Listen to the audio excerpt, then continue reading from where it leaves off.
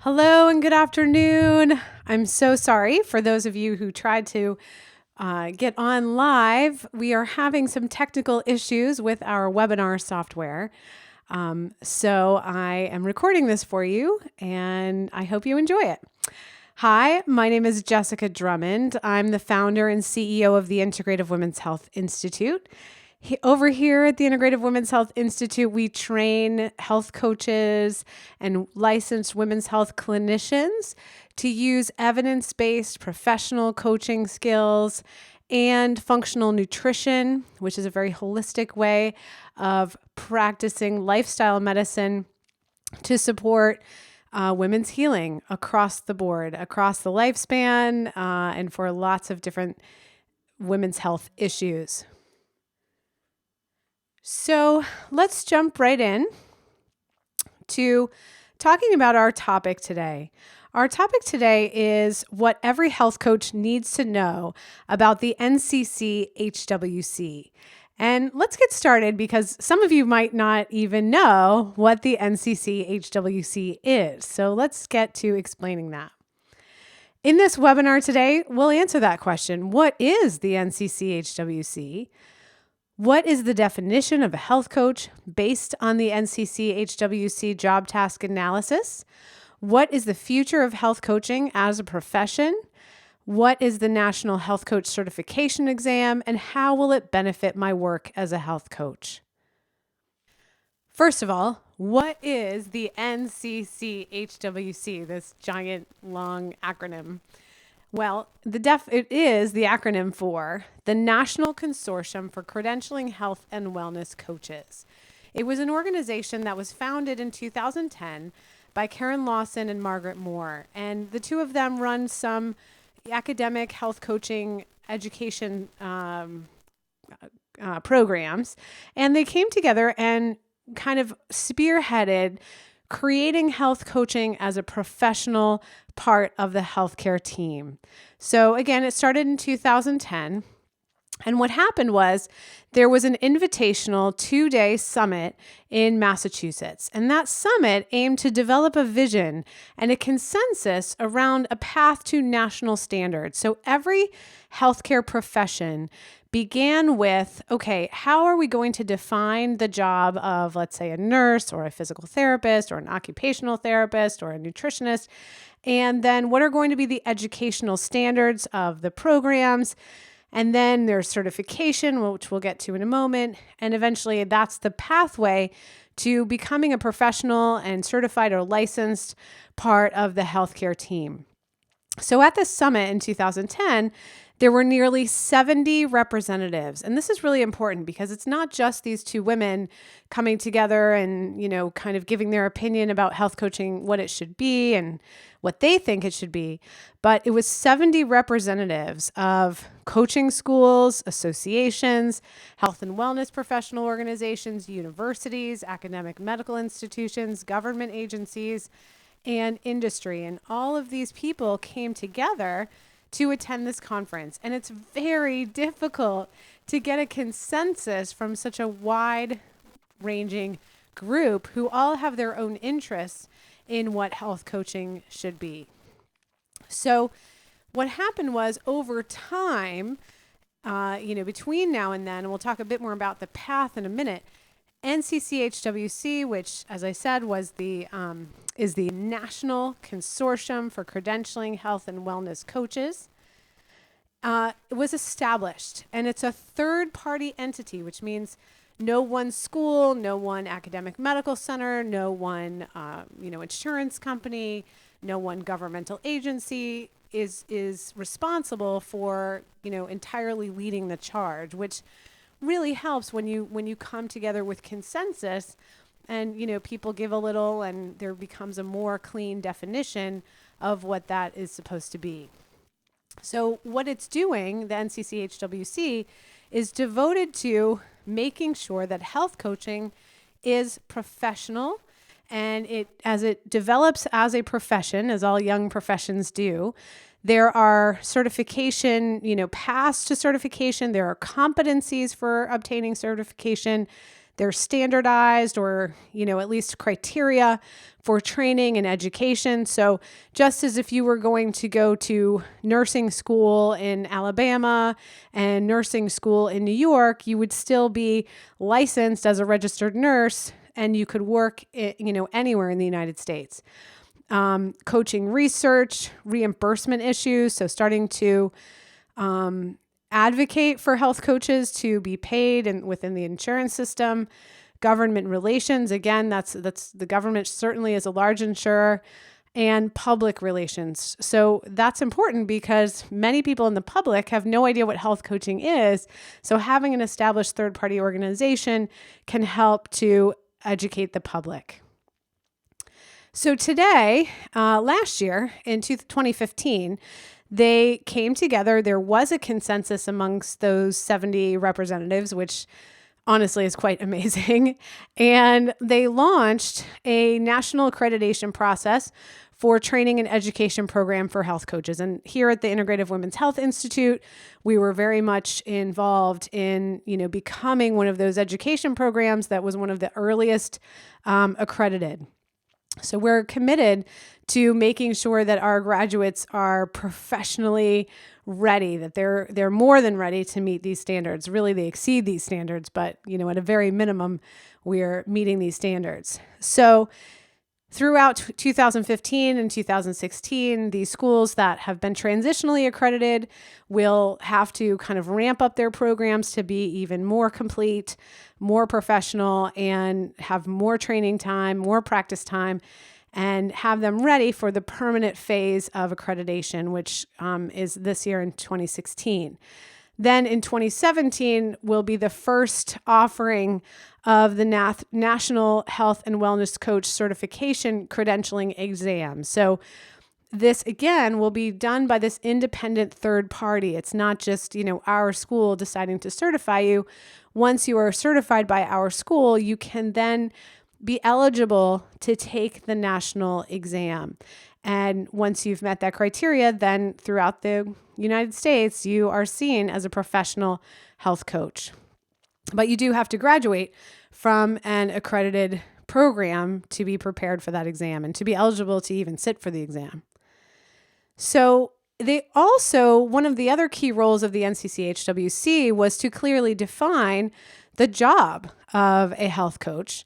So in the years between 2013 and last year, a job task analysis was completed to define the role of a health coach. And that's an official study looking at what people who are currently practicing as health coaches, what are they actually doing out in the world? And they came up with this definition. Health and wellness coaches partner with clients seeking self-directed, lasting changes aligned with their values, which promote health and wellness and thereby enhance well-being. In the course of their work, health and wellness coaches display unconditional positive regard for their clients and a belief in their clients' capacity for change, and honoring that each client is an expert on his or her life, while ensuring that all interactions are respectful and non-judgmental. So that's the official third-party NCCHWC definition of what a health coach does. Now, underneath that definition, they established very clear knowledge and skills, things that health coaches need to understand and need to be able to do with a certain level of skill. They need to have been mentored by a master coach, make sure they have skill in these different areas, develop those skills, and step out into the world feeling really confident and professional with their skills. So, the knowledge is things like specific communication techniques, motivational interviewing, eliciting client information that's personal, that pertains to the coaching process, models of motivation and behavior change. Coaches need to understand techniques for supporting their clients to improve self-awareness, goal-setting techniques, and they need to have a strong understanding of basic but really essential, this is at the end of the day, lifestyle medicine, evidence-based. So health coaches really do need to know how to read and understand peer-reviewed scientific literature so that they can understand evidence-based healthy lifestyle recommendations by a credible source, not, some random blog post or somebody read it in a magazine. This has to be from peer-reviewed scientific sources. Then the skills are establishing trust, providing support, respectful interaction, mindful presence, mindful listening, open-ended questioning, certain communication skills, professional information gathering, assessment, evaluation, interpretation of assessment findings, recognition of emotions, both in ourselves as coaches and in our clients. Being able to assess their motivation for behavior change and where they are in the change process. Being able to evaluate research. So again, professional health coaches need to be able to understand and evaluate peer-reviewed scientific literature and other good quality resources. Also providing information and being able to provide high quality resources within the coaching process, building self-awareness for the coach and the client, self-care for the coach and client. I love this is one of the skills in the job task of a health coach. So my background is that I actually began my professional healthcare career in physical therapy. And while certainly I adored the school that I went to, I adored my professors, and they did care about us, but it probably was not something we were required to understand. We were not required to maintain our own self-care as a part of our professional training to then go out and become a professional physical therapist. And I doubt that that is a part of any licensed healthcare profession currently. Physicians are not trained to optimize their self-care while they are caring for their patients, right? So this is really important, and I wanted to highlight that. Skills in goal setting, tracking, selecting outcome measures. So, has your client really reached her goal? And can we evaluate that? Can we collect data so that eventually there can be a larger body of literature on health coaching? Observation, responding to client resistance. So anyone who's ever worked with a client or patient who has struggled to make behavior changes that even they know they would like to do, right? These are important skills. Reframing, refocusing, redirecting, using metaphor, really important. Time management, because we got to stay on task with our clients. We have to see a certain number of clients a day to have a successful practice.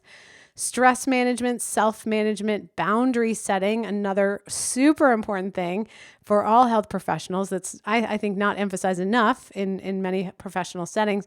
Sometimes the boundaries are too harsh, and other times the boundaries are too soft.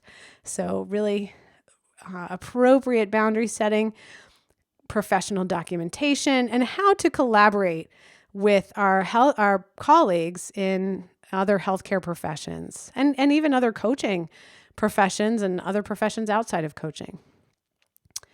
So now when the professional coaches go through their education as students and, they understand this information intellectually, the program must include a practical exam of coaches being able to utilize these skills in a practical, coaching session kind of situation, even if there are challenges or, bumps in the road. And there are 4 domains of skills that the student coaches are then evaluated on so that they leave the program making sure that their skills have been evaluated and that they're confident in those skills. So the domain 1 skills involve setting up and establishing the coaching process with a client.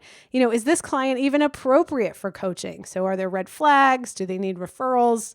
That's an important piece of the puzzle. Domain 2, vision, values, goal setting, accountability. Are you as a coach strongly able to elicit and support these things in your clients? In domain 3, we make sure that our student coaches progress. They help their clients progress, modify goals as appropriate, maintain their health transformation behaviors, and that there is a post-coaching plan. And finally, in domain 4, it's super important that health coaches practice legally and ethically and that they commit to long-term professional development. You're never going to just go to one health coach class, become a health coach, and coach people for the rest of your life. There's always a development of skills, professional growth that comes along with being any kind of professional in our healthcare system.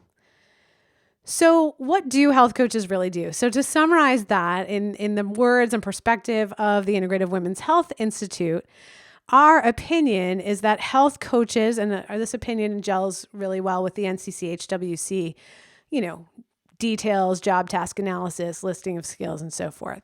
So our perspective is that health coaches are experts at creating a relationship with their clients based on behavior change theory to provide support for healthy behavior change in their clients' lives.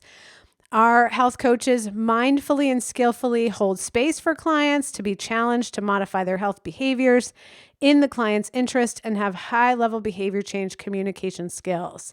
Those communication skills can be really hard to develop, and I really love that there's practical one-on-one practice of this. We've been doing this in our program for a while now, and it makes a huge, huge difference. Health coaches have expertise in understanding health-related research quality, and have evidence-based understanding of health-related lifestyle behaviors in all domains of health: nutrition, movement, health-supporting relationships, perspective, professional career, contribution, rest, and so forth. So the future of health coaching is, as I mentioned before, this path to licensure. And the path to licensure in all health professions has begun with accreditation of education programs, which is the step that we're at now for health coaches. Then national certification, which will be the step that will begin in 2017. I believe it's planning to start in January. Then state-by-state licensure legislation. And that process can take some time. So I have no idea how long it is going to be until health coaches are licensed. And I expect that it may be a long, protracted, implementation, and it will probably vary by state. In some states, it will be fairly straightforward and simple. In other states, it may be more difficult. So until then, we have more ability to control the accreditation and certification process. So my expectation regarding the future of health coaching is that with the growth of functional medicine. So functional medicine is how physicians take the perspective of really looking at root cause resolution, healing clients from the inside out and sometimes the outside in. But it almost always involves, I would say it probably always involves behavior change. It's a lifestyle issue. We are dealing with lifestyle diseases in Western countries at this point. And physicians, even those who are functionally trained, don't really have the capacity in their practice, if their practice is going to be successful, to also support their clients as coaches do in the day-to-day behavior transformation, step-by-step implementation of nourishment, of sleep, of shifting their careers and their relationships, and so many things that do impact health. So my perspective is that with the growth of functional medicine, the profession of health coaching will grow to support these new medicine practitioners that's practiced by physicians, nurses, nutritionists, and other licensed professionals who have developed a functional medicine perspective. And these skills for optimizing health of clients with chronic illness like allergies, chronic pain, fatigue, autoimmune disease, cardiometabolic dysfunctions, hormonal imbalances, these are all at epidemic proportions. Health coaches may or may not really have a place in acute ER kind of medicine. They may not have a place in the surgical suite, but preparing for surgery, recovering from surgery, changing the pathway of someone who's heading down a lifestyle that we know is at some point going to lead to cancer or heart disease or autoimmune disease. We now have these tools in lifestyle medicine to shift this, but it's not as simple as giving patients a medication. It's requiring that they really take hold of their health and, get the support that they'll need to change their everyday behaviors. And that's what functional medicine is all about. And, individual patients and clients need support for this. And that's what health coaches are ultimately skilled in. So if you're considering becoming a health coach, knowing that this is the future of health coaching, I highly recommend that you choose an education program that's accredited by the NCCHWC, which clearly we are, that you look for training to include mastery in both behavior change and communication skills and lifestyle medicine and nutrition from a functional medicine approach, because these are the physicians that are most interested in collaborating with and hiring health coaches within their practices and as a part of their patient care. Consider your goals to align with a program that focuses on your desired specialty area. And we talked about that in last week's webinar. That specialty area is really important because you can only know so much at once. You can only read so many peer-reviewed research studies and go to so many continuing education courses. So stay focused for a while. There's always more to learn. As I mentioned last week, our program is the only NCCHWC accredited program with a specialty in women's health. It's called the Women's Health Coach Certification. You will learn the art and science of what I call micro-balance living. For you, because we talked about how self-care is actual part of the professional skills in health coaching, and for your clients. And to me, that means balance.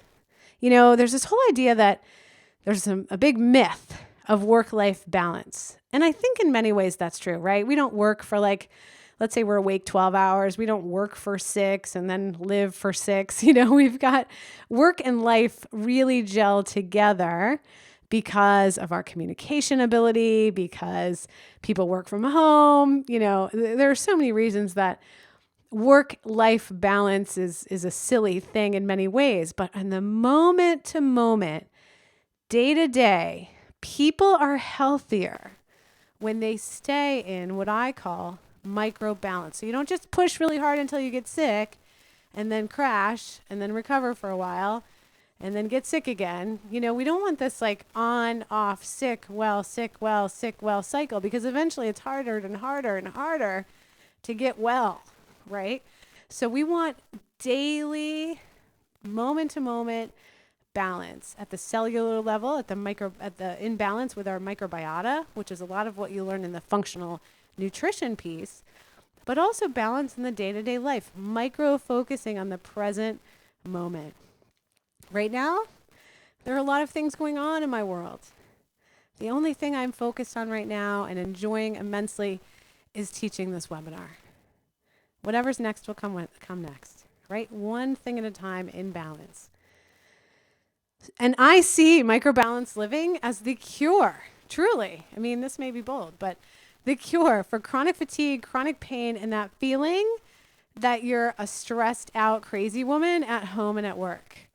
Because we all have a lot on our plate, and very few of us are taking care of our internal balance, our cellular balance, our microbial balance in all parts of our body. So if we do those 3 things, if we balance moment to moment our perspective, our energy, and if we balance day to day through what we eat and how we move and how we sleep, our cellular balance and our microbial balance, you know, really, that's the cure for chronic fatigue, chronic pain, and that crazy feeling that you're a stressed out crazy woman at home and at work all the time. And truly, so as an individual, that's always work that we can do for ourselves and with our own coaches, right? I actually strongly believe that most coaches need coaches, maybe not 100% of the time, but often. Professional level coaching skills are key to be able to give those gifts of cellular balance, microbial balance, and day-to-day balance in the present moment skill. You know, to give your clients those gifts, you need professional level coaching skills. It's important. And what I've seen in my work, because I work with a lot of clinicians who later learn coaching skills. So they're licensed clinicians in medicine and nursing and physical therapy and fitness, things like that. You know, that they need to develop their coaching skills. They think they can coach, they can educate pretty well. Coaching is an entirely different thing. And you may or may not actually be better able to help your clients maintain their long-term health if you improve your clinical skills. I don't discourage you from doing that. I think it's a great idea. But it's not necessarily going to help your clients more to improve your clinical skills. What absolutely will is if you learn coaching skills, which in every client case, in every patient case, you are going to better be able to empower and encourage patient-led health and healing. And that's the only way that you get buy-in from your patients to follow literally any of your recommendations. Even if the answer is a pill, and we knew that pill worked 100% of the time, there were no side effects, only 20% of people would take it. Let that sink in for a minute. So it's not the skill. It is the skill. It's partially the skill. But it's not just the skill. It's not even mostly the skill. Mostly, it's your ability to be effective with empowering your client or patient to own their, personal health, period, right? All right. So if you're considering becoming a health coach, choose an education program that's accredited by the NCCHWC. Check, we're that. Look for training to include mastery in both behavior change and those communication skills in lifestyle medicine and nutrition from a functional medicine approach, functional nutrition approach. Check, we have that. And consider your goals to align with a program that focuses on your desired specialty area. If that includes anything under the umbrella of women's healthcare, you are in the right place. We offer certain bonuses for joining our certification program, the NCCHWC accredited version. We have very small class sizes. We limit our class to 30 per class.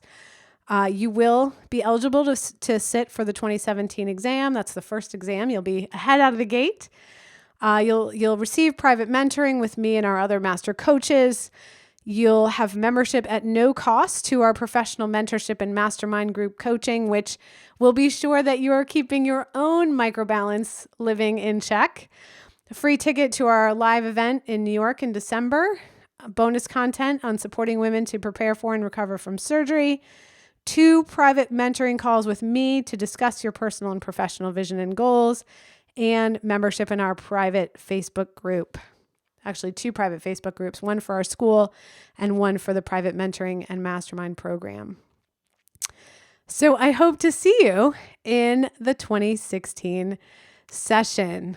Thanks so much for being here today. Talk with you soon. Bye-bye.